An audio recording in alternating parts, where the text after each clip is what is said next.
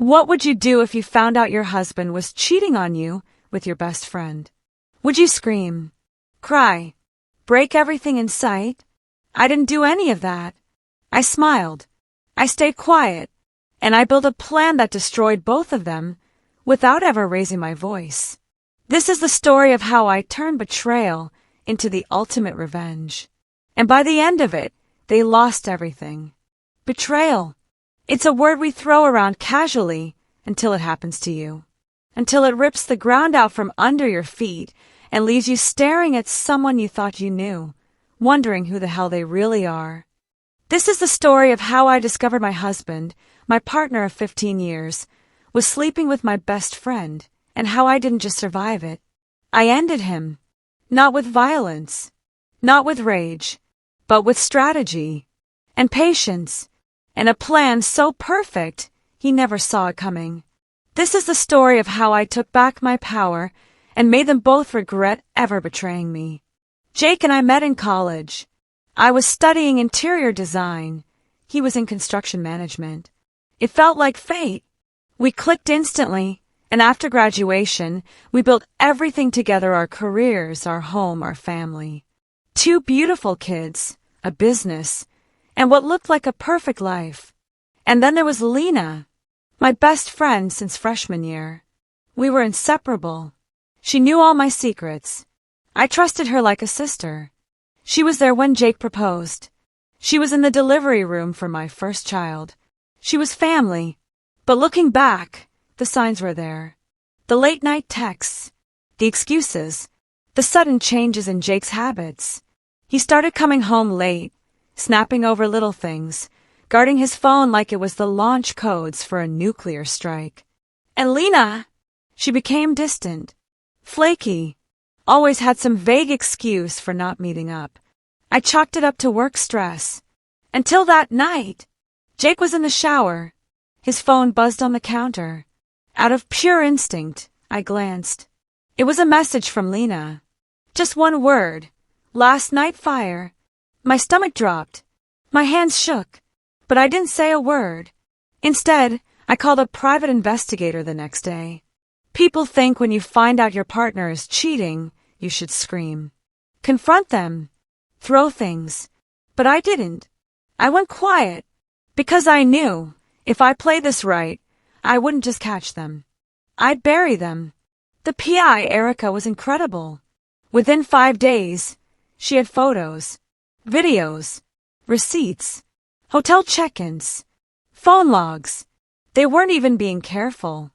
And worst of all, this had been going on for over 10 months. Nearly a year of lies. Lena, the woman who held my babies, the woman who swore to me she'd never betray me, and Jake, the man I gave my life to. That night, I cried in the garage for hours. And then, I stopped. Something in me just snapped. And a new version of me woke up. I started building a plan. Slowly, silently. While they were busy sneaking around, I was moving chess pieces. Step 1. Separate our finances. I quietly opened a new bank account, rerouted my business income, and stopped contributing to our joint savings. Step 2. Legally remove myself from his company. I'd helped Jake build his construction business. My name was on the LLC, the website, even the billing. I transferred ownership back to him, so when it all fell apart, he'd take the fall alone. Step 3. Gather everything.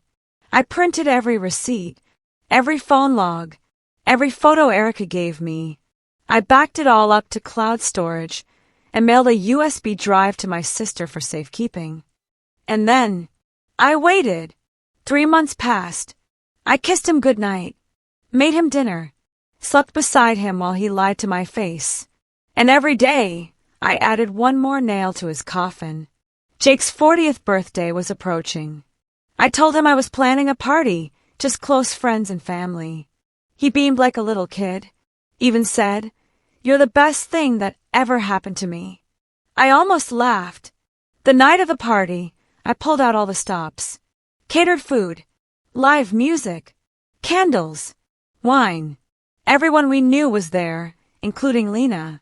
She showed up in a red dress like nothing had ever happened. I waited until the end of the night. After cake, after the toasts, I stood up and said, I have a surprise slideshow for Jake. A look back at the amazing life we've built together. The screen lit up. The first few photos were normal. Our wedding, our kids, our vacations. Everyone smiled. Then came the hotel footage. Lena and Jake kissing, holding hands, laughing in the dark. One of the guests gasped. Someone else whispered, Is that Lena? Jake stood frozen. His face turned white. And I spoke clearly into the microphone. For those of you who didn't know, this is what betrayal looks like. Happy birthday, Jake. I'm filing for divorce. You'll be hearing from my lawyer tomorrow morning. I turned, looked Lena straight in the eyes, and said, Oh, and you? You're dead to me. Then I walked out. Jake called me 27 times that night. I didn't answer. The next morning, I met my lawyer and filed for divorce. On the grounds of adultery, with overwhelming evidence. What happened next? I got full custody of the kids, the house, most of the assets, because I'd planned everything. Jake lost most of his clients after word spread. Turns out, people don't trust a contractor who cheats on his wife and humiliates her in front of their entire community. Lena, she was fired from her job. Her boyfriend, yeah, she was two-timing him too, dumped her the next day. Her social circle collapsed. They tried to make it work as a couple. Lasted 3 weeks. Jake resented her for ruining his life. She blamed him for getting caught. I heard they haven't spoken since. It's been a year now. I bought a new house. Started a design firm that's more successful than anything Jake and I ever built. My kids are happy, healthy, loved. And me? I sleep peacefully every night. Because I didn't just take revenge. I reclaimed my dignity. People ask me if I regret not confronting them sooner. If I regret staying quiet for so long. I tell them this. Sometimes the loudest scream is silence. And the best revenge is success. To anyone who's been betrayed, I see you. And you don't have to lose your mind to win. You don't have to beg, scream, or fight dirty. You just have to know your worth. Move smart. Be silent. And strike when it counts. They thought they broke me. But they didn't realize they were sharpening the strongest version of me I've ever been. If you found this story powerful, don't forget to like, subscribe, and share. And remember, never underestimate someone who stays quiet. They're usually the ones planning their comeback.